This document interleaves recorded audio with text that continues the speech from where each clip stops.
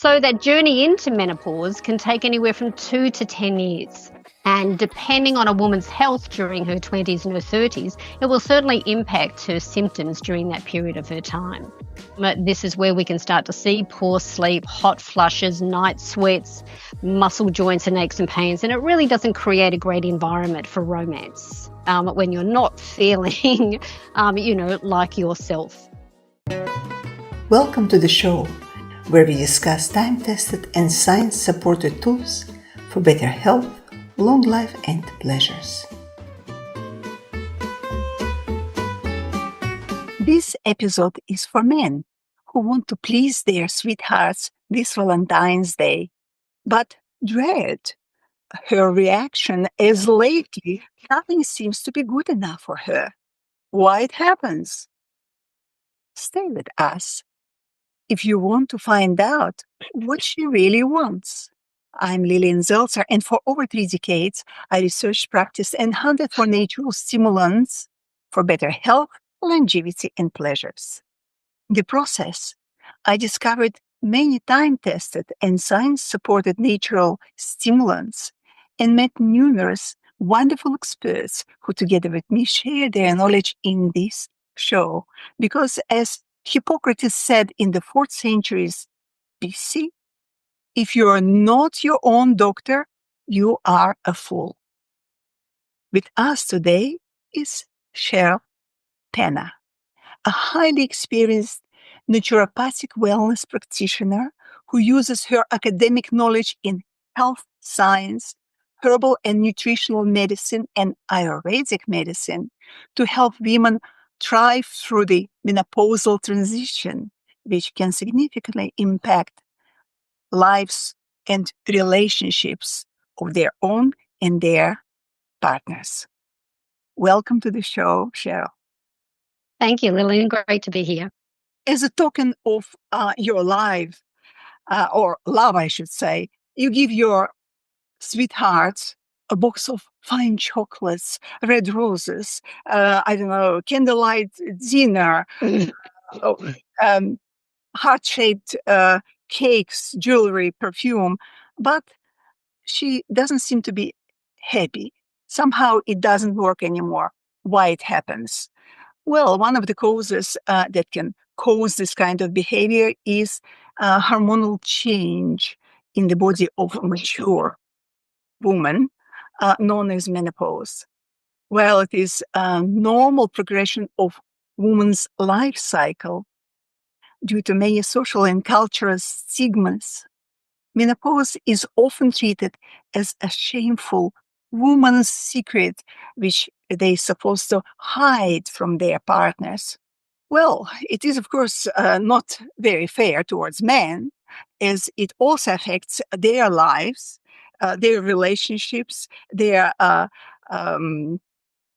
careers, everything. It can turn men's world upside down. So to prevent this happening and turning their sweethearts into screaming, sexless, moody furies with thinning hair, sad eyes, brittle nails, hot flashes, and fogged brains, you need to know first signs and start acting then. Don't wait until it will hit you. So what are the obvious signs of menopause, Cheryl? I think to go back to your intro, the chocolates, the roses, and the champagne are fantastic for women in their 20s and their 30s and during the normal stage of their reproductive health. But as women age, those type of things can aggravate their symptoms. So that's probably why women aren't enjoying them as much as possible. So I think it's really important for women to understand their journey during menopause so their partners can understand it as well too. And we don't. Up until now, once a woman hit 50, she was really totally ignored.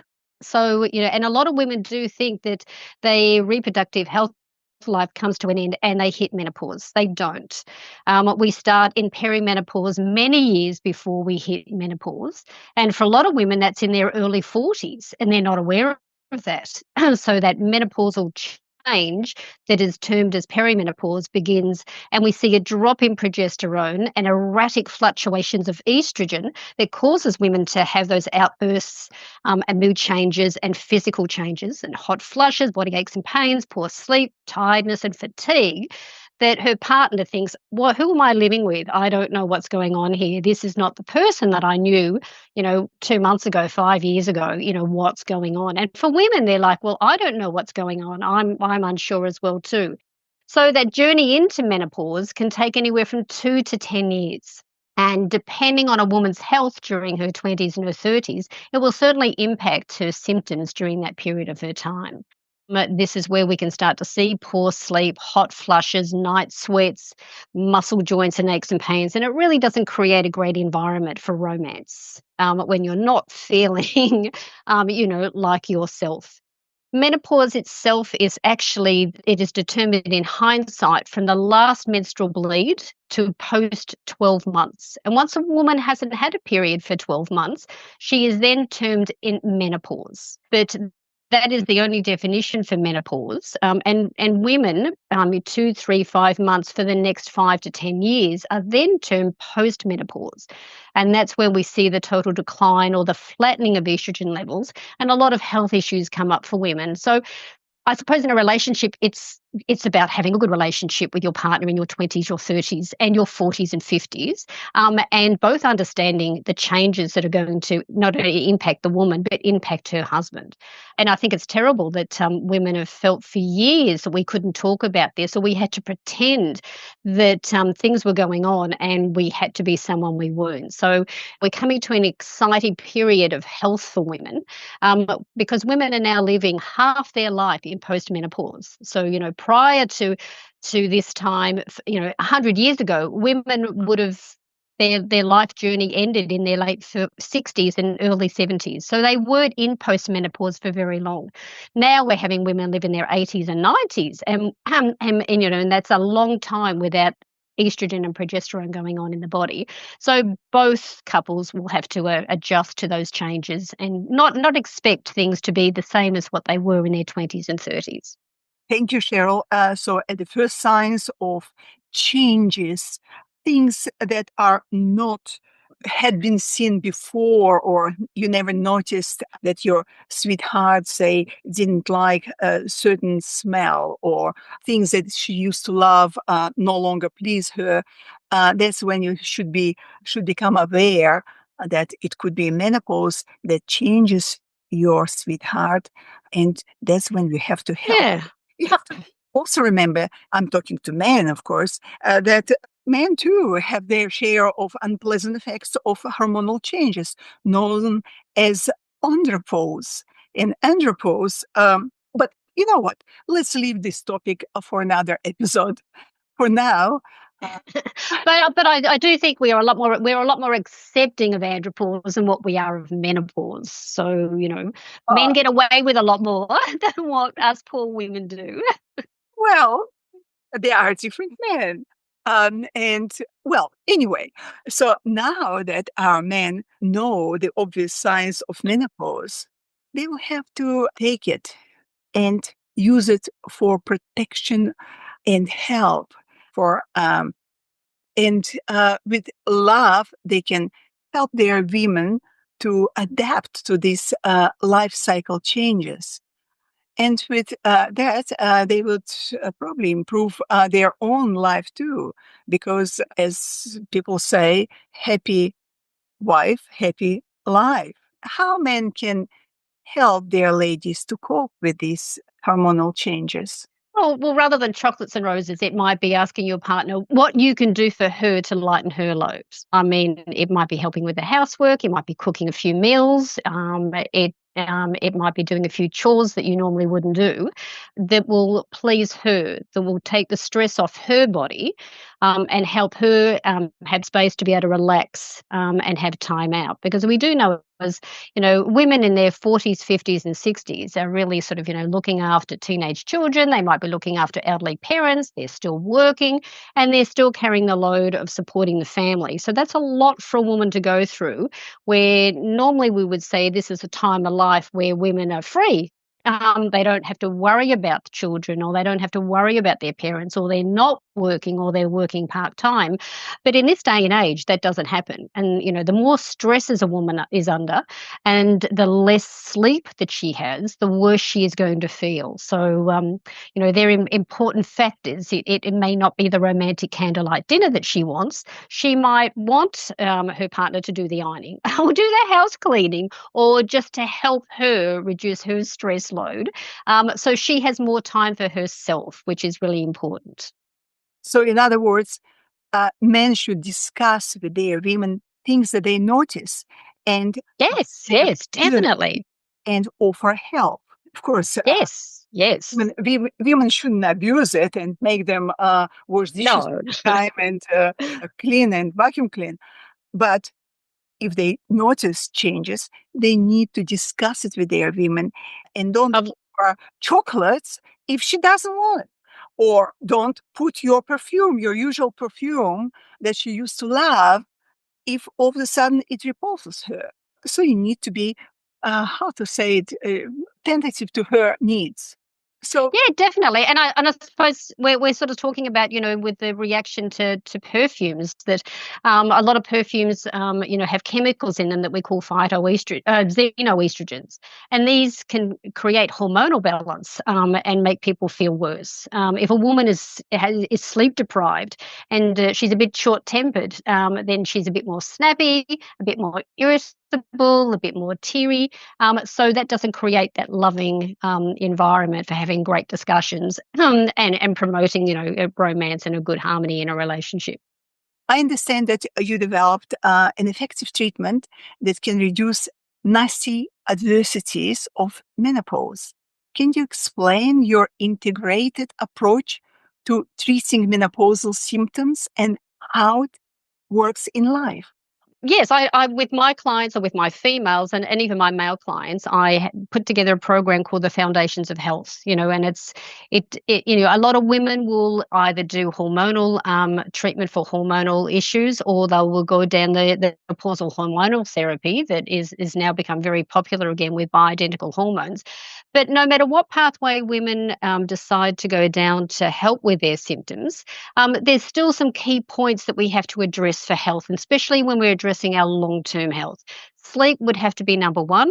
Women need that 7 to 9 hours of quality sleep, and especially between midnight and 4 a.m. in the morning. That's when our adrenals are rejuvenating, and our adrenal health becomes our important hormonal health.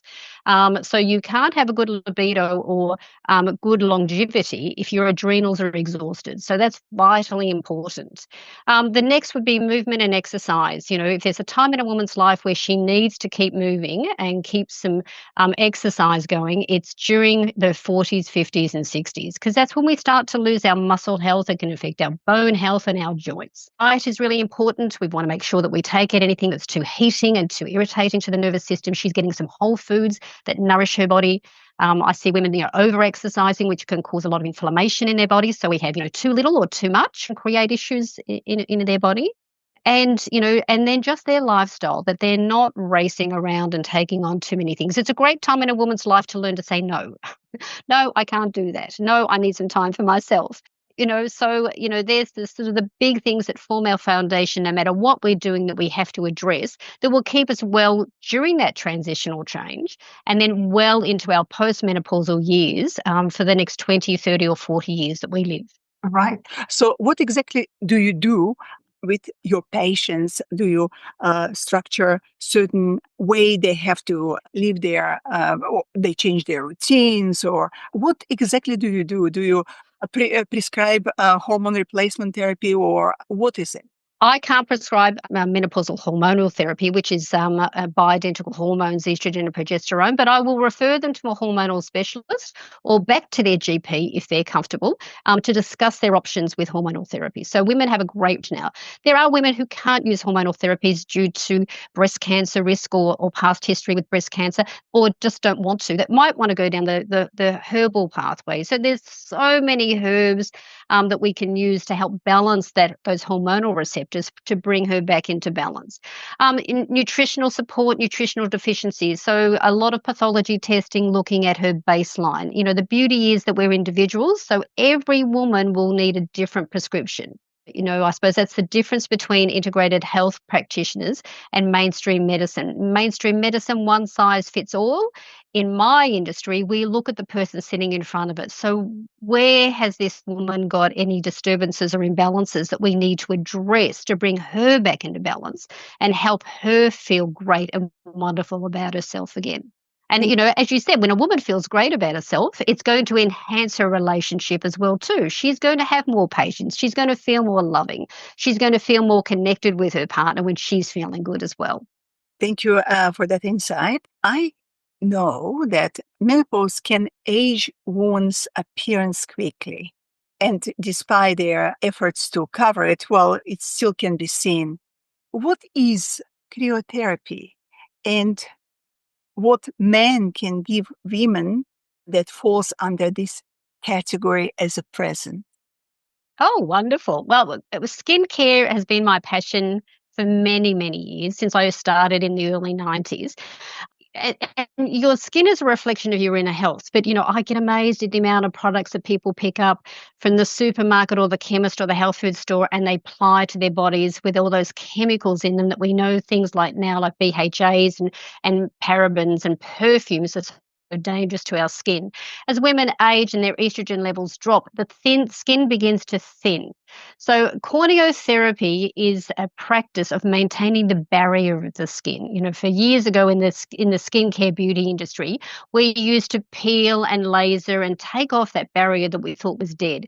We now know that the barrier is a very important part to the acid mantle, and this keeps our skin healthy, dewy, and vital. So, and this is where all our collagen production comes through as well too. So, corneotherapy is the practice of addressing the barrier of the skin and respecting the layers beneath it. So, we're using skincare ranges that have no chemicals in them, that work with ingredients that are identical to the skin itself to keep that barrier intact and the acid mantle, and that helps slow down wrinkles, the thinning of the skin, and keeps the plumpness and the dewiness in the skin as much as what we can. And that'll vary in women based on their body type and their sun exposure. So, buy your wife a 50 plus sunblock this Valentine's Day so she can keep, those UVAs away from damaging her skin. Or, buy her some products that some skincare products. So they're a very individual thing for women that support and nourish the skin rather than something that's chemically loaded that's going to damage her body, and cause some other issues as she ages. Well, I traveled the world hunting for natural stimulants that also included treatments for hormonal disbalances. And I met a lot of people who have their recipes in their families for that particular situation, like for thousands of years or maybe for hundreds Yes. of Yeah. years. I don't know. And it seems to work because in some countries, women don't have any symptoms, any visible symptoms of menopause, taking to consideration that I also didn't have menopause. I never experienced it. I can say that it's due to the fact that my husband, who is medical doctor, he has passion also into for ethnobotanicals and natural remedies. He created simple and easy way of reducing the unpleasant effects of menopause by adding to my food or turning my food and beverages that I use into functional. But we won't talk about it today. Um, Well, no, that's fine. But there's many traditional cultures, that have used things, that preserve the skin and help women transition. But with hormonal therapies, definitely it's an individual approach to every woman, rather than me saying one thing and every woman runs out and grabs it, and it's not appropriate to her. But there are a whole range of some amazing, natural plant-based therapies that can support that change, and address every aspect of a woman's health as she ages. So, what would be the most appreciated gifts for women in that funny period of her romantic candlelight dinner or a warm bathtub filled with rose petals, a glass of champagne with dark chocolate shavings, or perhaps pizza with little note, I love you more than this pizza.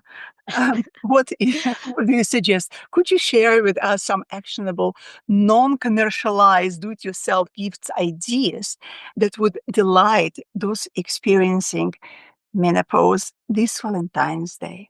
Look, I mean, champagne or alcohol is one of the things that can be a little bit of a no-no for women because it's a heating and it affects the liver. And we know that, our liver health is vitally important, during this time. So, one glass of champagne could be fantastic, just not sharing the whole bottle. But for some women, you said yourself, 20% of the population have very few or no symptoms as they go through menopause.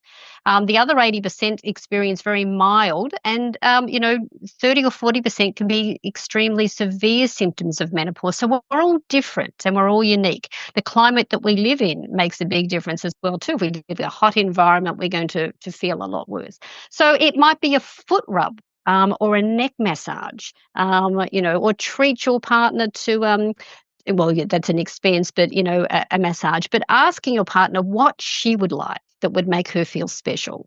It might be a bottle of natural perfumes. There's quite a few beautiful ones around now, that are based on essential oils. They're virtually, an aphrodisiacs. They're sensual, but that would be unique to the woman. So, hunt around to some of those places where you're not using synthetic, perfumes, and you're getting something that's, unique for her that can be quite beautiful. But, at the end of the day, it comes down to there's not one thing for every woman. It's asking your woman what she would like, what would make a lovely Valentine's Day for her. But, the warm rose petal bath could be beautiful, the foot rub, a walk on the beach, a day in nature. There's a whole range of a lot of things that people could do. What I love about your work, Cheryl, is that you're a woman who talks about things that you not only learned but experienced. How do people get in touch with you? Yes, definitely. Oh, my website is called Urban Sense Wellness Clinic.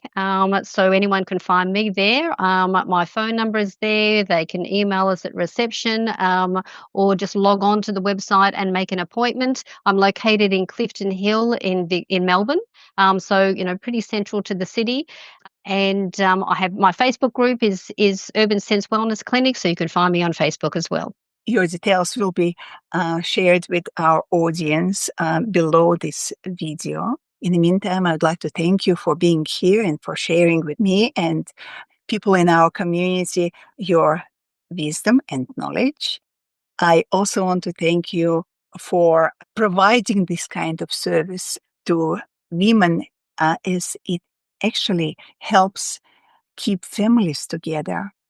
It's very important. It's your contribution to the humanity. I also would like to thank those who stayed with us till now. And I hope that this episode will inspire you to act and make your ladies' lives more enjoyable at all times. I hope to see you again, Cheryl, to talk about andropause. Thank you, Lillian. This was great, and I'd love to come back and chat to you about that as well. If you enjoyed this episode, please subscribe to our YouTube channel so you won't miss any of the new episodes. If you have questions, comments, or suggestions, please put them below the video. I do read them.